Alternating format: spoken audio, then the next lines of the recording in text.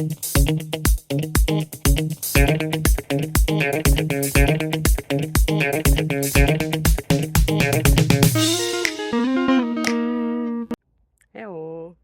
So today is sports day, so it's time to do something for us, for our body, and of course for our mind. So how about this next question?